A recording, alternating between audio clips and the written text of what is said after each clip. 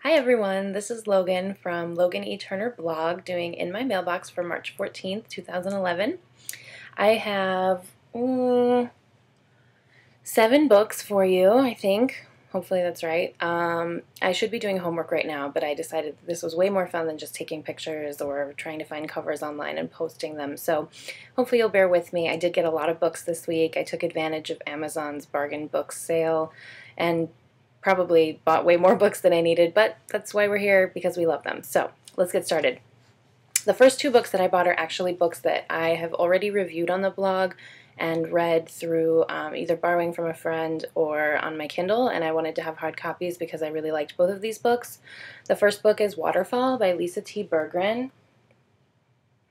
I have already raved about on the blog. I gave it a really, really great review, or at least I tried to, because I was such a big fan of this book. She absolutely created one of the best stories that I've read in a long time, and I had a lot of fun with it, and I highly, highly recommend this book if you have not already gotten your hands on it, because it's a great, great read. The next book that I bought, I also already read and reviewed this one and gave it a 5-star review, and that is The Vespertine by Sandra Mitchell. This book I thought was really well done, really well researched. It totally transported me to 1889 Baltimore. I have a big, big love for historical fiction, and both of these books totally, scratched that itch. So I was really excited to get hard copies of them finally. And then I decided to try a new one that was on sale through Amazon. I have not read this book yet. I have heard sort of mixed reviews about it, but I decided to give it a try, and it is The Lux by Anna Godbertson.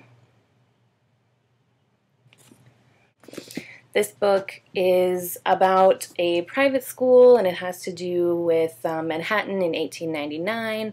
And I thought, okay, historical fiction, private school, kind of what I've been reading lately and stuff that I've really liked. So I decided to go ahead and give it a try, especially since it was so cheap. I think I got it for like $4. The next book I also got just because it was really cheap, and I decided to give it a try. Hex Hall by Rachel Hawkins. The sequel to Hex Hall just came out as well, Demon Glass, which was probably why this book was on sale. I got this. It has to do with a girl who gets sent to sort of a paranormal reform school, and it sounded really interesting, so I decided to give it a shot. Hopefully I like it. I also got 2 fantasy books that I have been meaning to read for a really long time, and there's been a lot of buzz lately about this first one. The Demon King by Cinda Williams Chima, which is part of a planned trilogy. It's either 3 or 4 books, I can't remember now.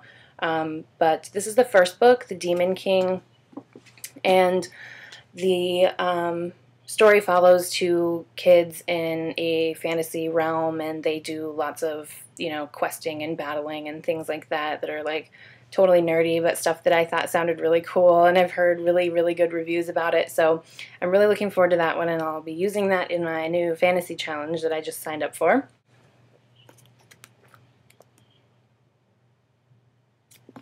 Graceling by Kristen Kishore is a book I've been meaning to read for a long time now.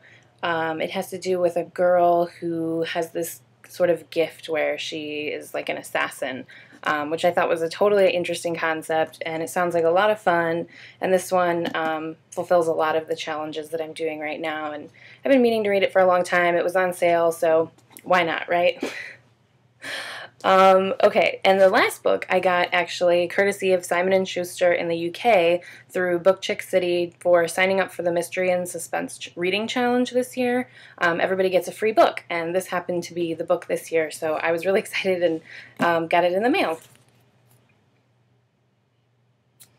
And it's called The Survivor by Sean Slater. I don't know what it's about, but it involves this sort of Jason mask thing, so I'm sure it's like really scary and freaky and something that'll be really fun to read, especially like on vacation or something like that. So that is all of the books that I received this week, at least in physical format. I won't even talk about all the books that I bought for my Kindle, so those will come on a different day. For now, that's all I have, and I hope you all have a good week. Bye!